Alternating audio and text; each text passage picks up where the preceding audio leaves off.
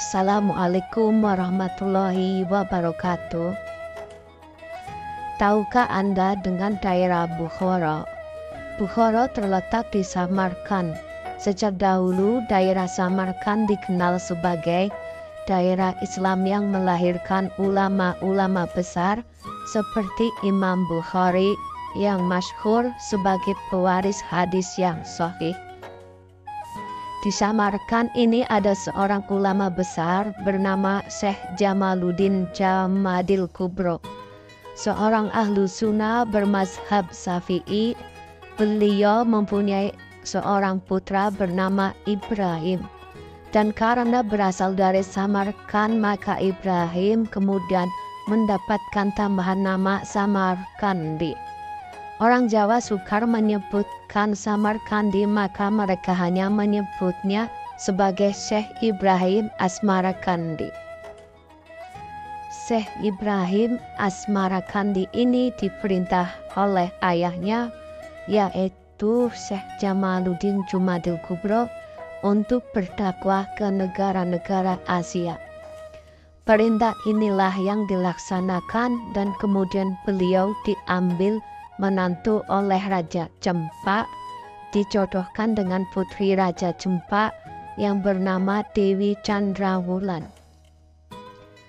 Di negeri Cempa ini menurut sebagian ahli sejarah terletak di Muang Thai. Dari perkawinan dengan Dewi Chandrawulan, maka Syekh Ibrahim Asmarakandi mendapat dua orang putra, yaitu Sayyid Ali Rahmatullah dan Sayyid Ali Murtado. Sedangkan adik Dewi Chandrawulan yang bernama Dewi Dwarawati diperistri oleh Prabu Brawijaya Majapahit. Dengan demikian keduanya adalah keponakan Ratu Majapahit dan tergolong putra bangsawan atau pangeran kerajaan. Para pangeran atau bangsawan kerajaan pada waktu itu mendapat gelar Rahadian yang artinya tuanku. Dalam proses selanjutnya, sebutan ini cukup dipersingkat dengan Raden. Raja Majapahit sangat senang mendapat istri dari negeri Cempa yang wajahnya dan kepribadiannya sangat memikat hati, sehingga istri-istri yang lainnya diceraikan. Banyak yang diberikan kepada para adipatinya yang tersebar di seluruh Nusantara. Salah satu contoh adalah istri yang bernama Dewi Kian, seorang putri Cina yang diberikan kepada Adipati Aryo Damar di Palembang. Ketika Dewi Kian diceraikan dan diberikan kepada Aryo Damar, saat itu sedang hamil 3 bulan. Aryo Damar menggauli putri Cina itu sampai si jabang bayi terlahir ke dunia. Bayi yang lahir dari Dewi Kian itulah yang nantinya bernama Raden Hasan atau lebih dikenal dengan nama Raden Patah, salah satu seorang dari murid Sunan Ampel yang menjadi raja di Demak Bintoro. Kerajaan Majapahit sesudah ditinggal Mahapati Gajah Mada dan Prabu Hayam Wuruk mengalami kemunduran drastis. Kerajaan terpecah belah karena terjadinya perang saudara, dan para adipati banyak yang tidak loyal dengan keturunan Prabu Hayam Wuruk, yaitu Prabu Brawijaya Kertabumi. Pajak dan upeti kerajaan tidak ada yang sampai ke istana Majapahit, lebih sering dinikmati oleh para adipati itu sendiri. Hal ini membuat Prabu bersedih hati, lebih-lebih lagi dengan adanya kebiasaan buruk kaum bangsawan dan para pangeran yang suka berpesta dan main judi serta mabuk-mabukan. Prabu Brawijaya sadar betul bila kebiasaan semacam ini diteruskan, negara atau kerajaan akan menjadi lemah, dan jika kerajaan sudah kehilangan kekuasaan, betapa mudahnya bagi musuh untuk menghancurkan Majapahit Raya. Ratu Dwarawati yaitu istri Prabu Brawijaya mengetahui kerisauan hati suaminya. Dengan memberanikan diri, dia mengajukan pendapat kepada suaminya, "Saya mempunyai seorang keponakan yang ahli mendidik dalam hal mengatasi kemerosotan budi pekerti," kata Ratu Dwarawati. "Betulkah?" tanya sang Prabu. "Ya, namanya Said Ali Rahmatullah, putra dari Kanda Dwi Candrawulan di negeri Cempa. Bila Kanda berkenan, saya akan meminta Ramanda Prabu di Cempa untuk mendatangkan Ali Rahmatullah ke Majapahit ini." "Tentu saja aku merasa senang bila Rama Prabu di Cempa berkenan mengirimkan Said Ali Rahmatullah ini," kata Prabu Brawijaya.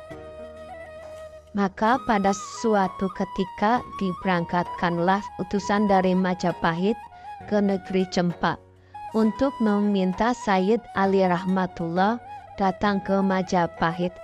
Kedatangan utusan tersebut disambut gembira oleh Raja Cempa, dan Raja Cempa bersedia mengirim cucunya ke Majapahit untuk meluaskan pengalaman. Keberangkatan Said Ali Rahmatullah ke Tanah Jawa tidak sendirian. Ia ditemani oleh ayah dan kakaknya. Sebagaimana disebutkan di atas, ayah Said Ali Rahmatullah adalah Syekh Maulana Ibrahim Asmarakandi, dan kakaknya bernama Said Ali Murtado. Diduga tidak langsung ke Majapahit, melainkan terlebih dahulu ke Tuban. Di Tuban, tepatnya di desa Gesikarjo, Syekh Maulana Malik Ibrahim Asmarakandi jatuh sakit dan meninggal dunia. Beliau dimakamkan di desa tersebut yang masih termasuk Kecamatan Pepalang, Kabupaten Tuban. Said Murtado kemudian meneruskan perjalanan. Beliau berdakwah keliling daerah Nusa Tenggara, Madura, dan sampai ke Bima. Di sana beliau mendapat sebutan Raja Pandita Bima, dan akhirnya berdakwah di Gresik mendapat sebutan Raden Santri. Beliau wafat dan dimakamkan di Gresik. Said Ali Rahmatullah meneruskan perjalanan ke Majapahit menghadap Brawijaya seusai permintaan Ratu Dwarawati.